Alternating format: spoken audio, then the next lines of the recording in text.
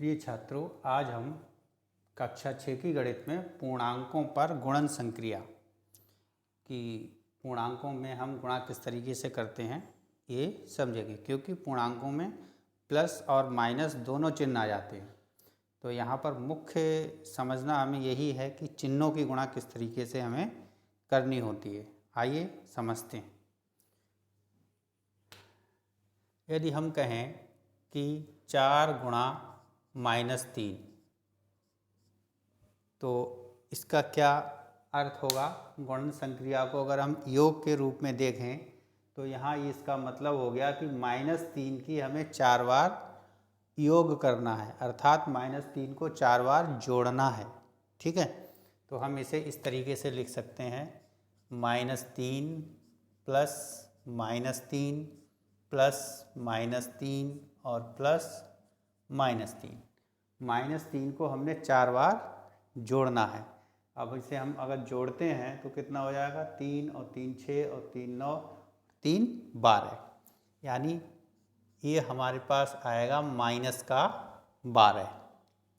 ठीक है, और एक उदाहरण ले सकते हो, 3 गुणा -2, यानी -2 की 3 बार गुणा, -2 को 3 बार हमें जोड़ना है। -2 प्लस -2 प्लस -2, तो -2 -4 -6, अगर हमने इन्हें जोड़ा तो कितना हो गया? -6। ठीक है, अगर हम सीधे सीधे गुणा करके देखें तो क्या आएगा? 4 तियाँ 12, 3 दूनी 6, ये हमारा गुणनफल आएगा। लेकिन इसमें हम चिन्ह की बात नहीं कर पाते हैं। अब हम यहाँ से क्या समझते हैं, यदि हमारे पास एक धनात्मक पूर्णांक है और एक ऋणात्मक पूर्णांक है, ठीक है, तो उसकी गुणा हमेशा कैसी आएगी? ऋणात्मक आएगी। धनात्मक पूर्णांक और ऋणात्मक पूर्णांक की गुणा ऋणात्मक आएगी। यहाँ से ये बात हम समझ सकते हैं। अब आप कह सकते हो कि -2 गुणा 3 क्या होगा?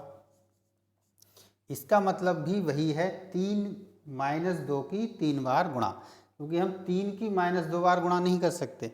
ठीक है, तो हम इसको कहेंगे यही, -2 की 3 से गुणा का मतलब है -2 को 3 बार हमें जोड़ना होगा।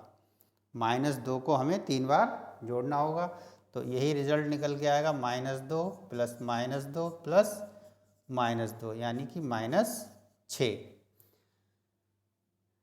ठीक है, तो यहाँ से सिर्फ हमें एक नियम मिला कि यदि हमें धनात्मक पूर्णांक और ऋणात्मक पूर्णांक की गुणा करनी है तो उत्तर हमारे पास ऋणात्मक पूर्णांक आएगा, या हमारे पास ऋणात्मक पूर्णांक है और उसकी गुणा धनात्मक पूर्णांक से करनी है, ठीक है, तो उत्तर हमेशा हमें क्या मिलेगा? ऋणात्मक पूर्णांक मिलेगा।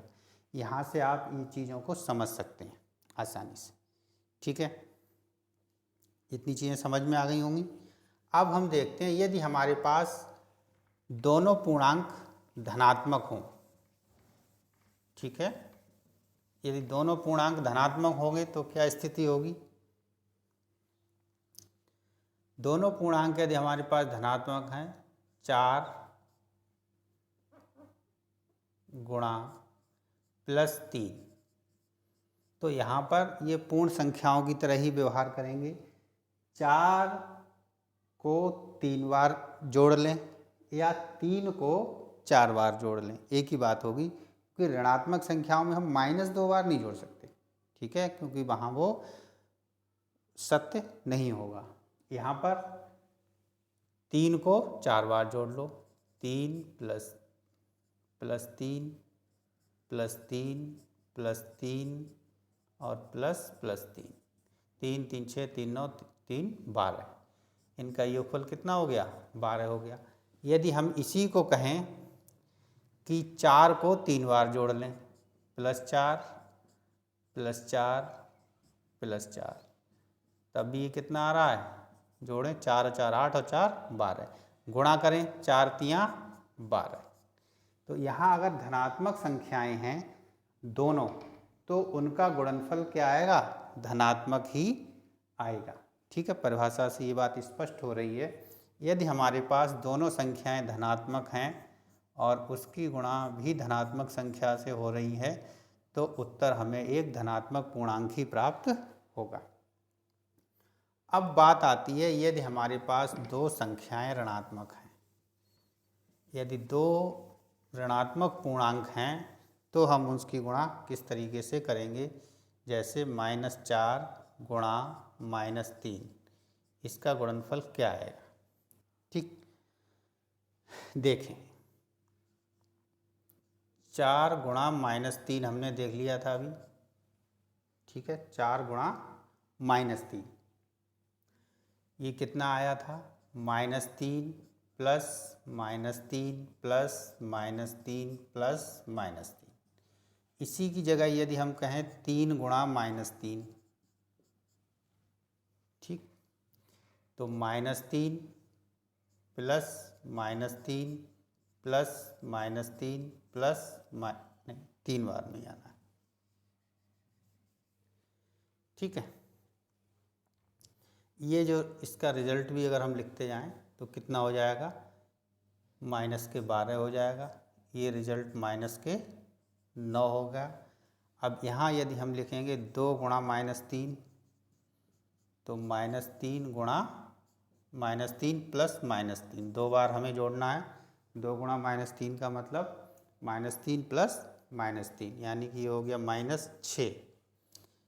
1 गुणा -3, तो केवल ये -3 एक ही बार आएगा।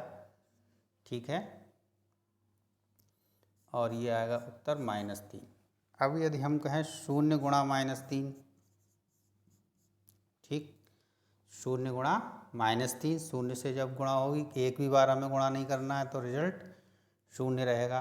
अब 0 के बाद संख्या क्या होगी, -1 गुणा -3। अब हमारा प्रश्न है कि ये यहाँ पर क्या आना चाहिए। तो हम पैटर्न को थोड़ा ध्यान दें। 4 गुणा -3 कर रहे थे तो -12 आ रहा था। 3 गुणा -3 कर रहे थे -9 आ रहा था। 2 गुणा -3 कर रहे थे -6 आ रहा था। 2 गुणा -3 -6, 1 गुणा -3 -3 और 0 गुणा -3 0। अब जरा इस पैटर्न पे थोड़ा ध्यान दें। -12 में हमने कितना जोड़ दिया, 3 जोड़ दिया प्लस का। भाई यहाँ से यहाँ तक आने में क्या हुआ, +3 हमने किया, तभी कितना रह गया, ये -9 रह गया। फिर यहाँ से यहाँ तक आने में फिर +3 कर दिया, कितना हो गया, -6। और यहाँ से यहाँ आने में फिर +3 कर दिया, रह गया -3। यहाँ से यहाँ तक आने में हमने फिर +3 कर दिया, क्या रह गया, 0।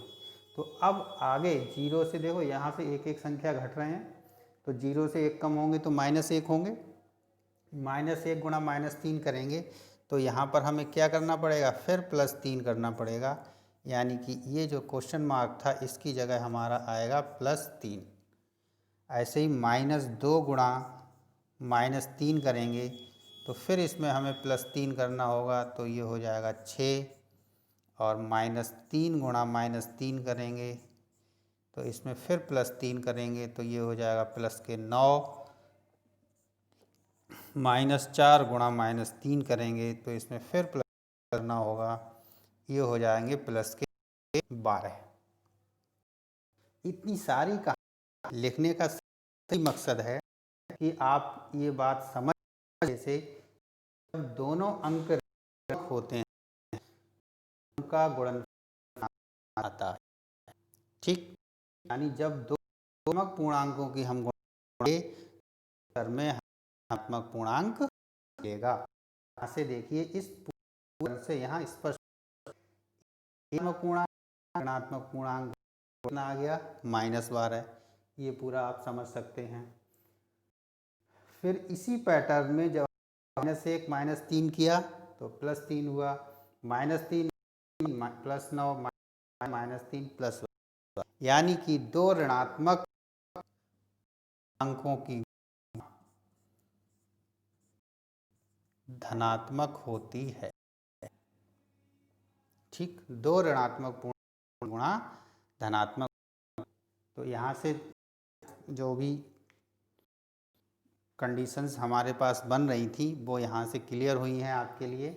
सबसे पहले एक धनात्मक और एक ऋणात्मक का गुणनफल ऋणात्मक, ऋणात्मक संख्या धनात्मक संख्या गुणनफल ऋणात्मक, दो धनात्मक संख्याओं का गुणनफल धनात्मक, दो ऋणात्मक संख्याओं का गुणनफल धनात्मक। उम्मीद करते हैं ये चीज़ें समझ में आई होंगी। नहीं समझ में आई हैं रिपीट कीजिए वीडियो को।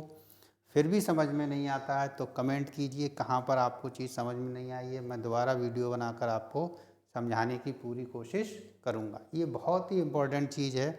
यदि आप चिन्हों की गुणा नहीं कर पा रहे हैं तो आगे आपको बहुत समस्या आने वाली है।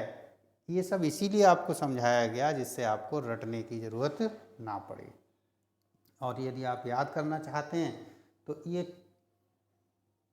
4 लाइनें 4 बातें आपको याद करनी है। इसे सरल बना दूं याद करने के लिए। देखिए प्लस और प्लस ठीक समान चिन्ह हो गए। माइनस और माइनस यहाँ भी ये एक जैसे चिन्ह हैं तो इसे हम एक लाइन में लिख सकते हैं, समान चिन्हों का गुणनफल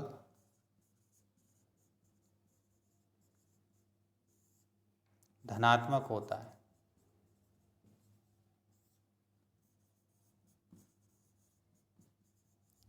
ठीक, समान चिन्हों से मतलब है यहाँ पे या तो प्लस प्लस हो या माइनस माइनस हो। प्लस प्लस का गुणनफल प्लस और माइनस माइनस का गुणनफल प्लस। दूसरी बात तो यहाँ पर आ जाएगी असमान चिन्हों का गुणनफल। चिन्हों से अर्थ यहाँ पर यही है कि पूर्णांक संख्याएं। असमान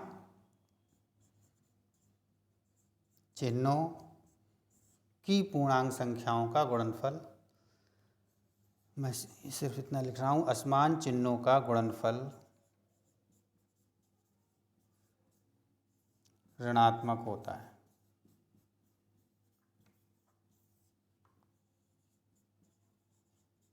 ये दो बातें अगर आप याद कर लेंगे, ध्यान रखेंगे तो आपको चिन्हों के गुणनफल में कोई भी समस्या नहीं आने वाली। ठीक है, आज के लिए इतना ही। वीडियो अच्छी लगे तो लाइक शेयर और सब्सक्राइब करें। धन्यवाद।